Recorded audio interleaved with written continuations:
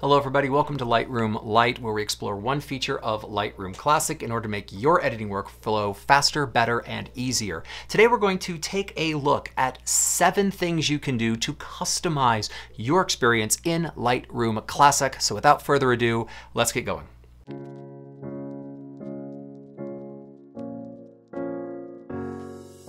Number 1 is solo mode. Let me show you what solo mode is all about. I'm going to open up a bunch of tools here in the develop module, though this does work with the right panel of the library module as well.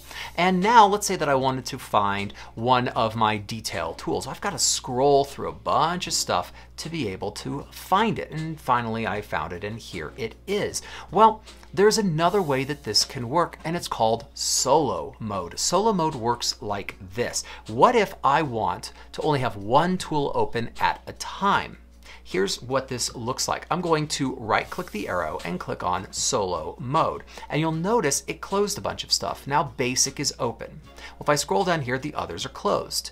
If I open tone curve, it closes the basic tool. And that way I only have one thing open at a time. It keeps my panel nice and clean at all moments. You can also go in and out of solo mode by holding Alt or Option and clicking on the arrow. And now I'm able to have multiple tools open at a time. Hold Alt or Option, click on an arrow again, and we go back into solo mode. One thing that you might find is to get the arrows to change color. Sometimes you need to right-click and turn off solo mode in order to get them to go solid. This is supposed to be solid for when you're not in solo mode, and dotted like this when you are in solo mode, but that tends to only switch when you right-click the arrow. It didn't used to be that way. I'm starting to see that happen with recent updates, but either way, you are changing it whether or not the dots show up the way that you are anticipating. Just a thing to know. Number 2 is the ability to remove a tool from a panel. There are some tools we just don't use. For instance, comments. I never touch it, I never use it. You can always right-click the arrow, you see all the tools that normally go into that panel, and I can just take it away. And that is how I have removed comments from the right panel in the library module. It is also how I have removed, you will notice, publish services from the left panel. I never touch it, you might as well get rid of it and have it not clog up your view. Number 3 is color tagging your collections and collection sets. I really like this. It's something that I've started doing. You'll notice that my collection set marked work has a purple tag here. This is very easy to do. Right click and then add a color label tag, red, yellow, green, blue or purple, or none. You can do this to collection sets, but you can also do it to individual collections. Now, of course, these colors can mean whatever the heck you want them to mean. That's entirely up to you, as all color tagging is.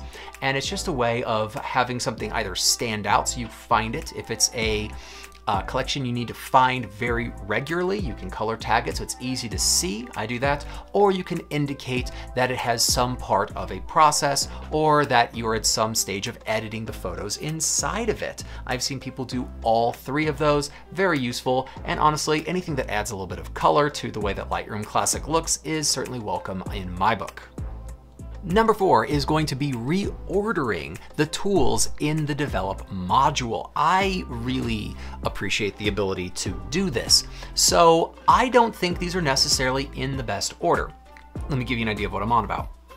The calibration tool itself is going to change the color palette of the image, but this should really be done before the color mixer. So I want to change the order. Easy to do. Right click, customize the develop panel, and then we can change the order. I'm going to take calibration, I'm going to bring it above the color mixer. And I might take details down and lens correction down so that I can bring, let's say, transform to the very bottom. And now I'm in an order that I kind of like. When you go to save this, it does have to relaunch Lightroom, just a thing to know. And if you ever need to, you can go back to the default order, but boy oh boy does this make it a little bit more just the way you think it should look. Go ahead and do this, and you're gonna have an easier time navigating through Lightroom. Number 5 is going to be the lights out color. A lot of people don't even know that you can do this, which seems a little bit strange to me, but let's say that I've got an image and I've done some kind of editing and I want to know, did I do a good job? But there's all this stuff in the way and I want to actually see Lightroom and see just the image. Well, you can press L for lights out once and you go to a mostly dark color. This defaults at, I believe, 80%. Press L again, it goes full black. That is L for lights out. Press it again, you come back to looking at Lightroom, but you can change those percentages. Just go to your preferences. This is Command or Control and a comma. If you are on a Mac, it's inside of the Lightroom Classic button here at the top. If you're in a PC, it's under File. But we can come here and we can come to Preferences. When we're in Preferences, I can look at the interface and we're going to get the lights out option. Okay, so the screen color, all right, is going to go to black by default at the fullest lights out value, but I could also make it white, light gray, medium gray, or dark. The dim level is 80% by default. I did remember that correctly, but you could make it brighter or darker. I've made it brighter to 70. And now, if I was to, let's say 50%, just so you see something different. L for lights out, that's 50% dark around the image. L for lights out again, fully black, so that I can see just the image. L again, and I see the whole thing. And it's a way of isolating the image and actually really appreciating exactly what you have done with the image and knowing if it works for you.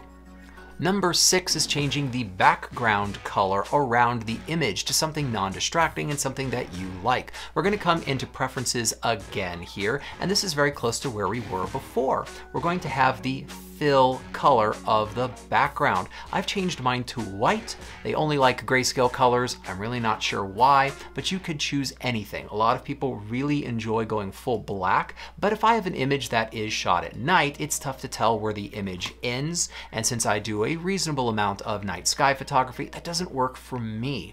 You can go to a gray if you like. We default to medium gray. I really like white. It sets the image apart and I can tell. All right. The secondary window is when you are working with a second monitor. And finally, number 7 is the identity plate setup. You've probably seen this and seen photographers who are showing you something in Lightroom or working in Lightroom, and they have a different name up at the top left, or they've changed the font of the modules on the top right. I'm going to show you how we do it. It's very simple. Come up to the top, Lightroom Classic, Identity Plate Setup. And we could choose defaults if we wanted to. That's the top portion here, or it could just say Lightroom Classic, but I'm going to personalize it. All right, and then I can choose what these fonts are. Now to change what I already have typed, I need to highlight it, and I could type anything, my name, I've typed my business. If I change the font here, that could be fun. I can go to American Typewriter, which looks like that. I kind of like it. I could also change the color if I wanted to. So here is the style of the font. Here's the size of the font, which I could make a little bit bigger, let's say, to really anything. Let's go a little bit larger. And if I click here, I get the color. And with that, I could choose any color of font I wanted. Let's go for a nice purple. That seems kind of fun. And I could take it and alter its brightness. And since it's a black background, I'm going to go brighter. And there we are. That looks pretty nice. It's a little bit hard to read, so I might take it, and I could always just bring it right back to the very center, take it to pure white, and say that that's fun. We could come to the right-hand side, which always says the same thing, so I don't need to highlight the text. I could change the font if I wanted to. It's going to make it take up a little bit more space with a larger font, but I'm okay with that. And then we get 2 colors. We have the color of the actual module we are in, and the module of everything we are not in. That's why there's 2 color pickers here and only 1 here. So if I was to change this second one, and I'm going to go to a nice green, let's say. I actually have a color kind of saved that I really like. Let's just go with that. This second one, you will notice, is the color of the module we are not in, because we are in the library module. If I go to the develop module, you'll notice that it's going to switch there. And now develop is in white and everything else is in green.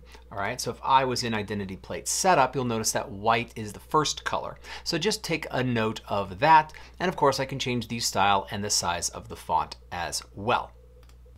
One more thing before I log off. I have recently launched a shop on Shopify and on my own website with some photography themed merchandise and apparel. I think it's really fun.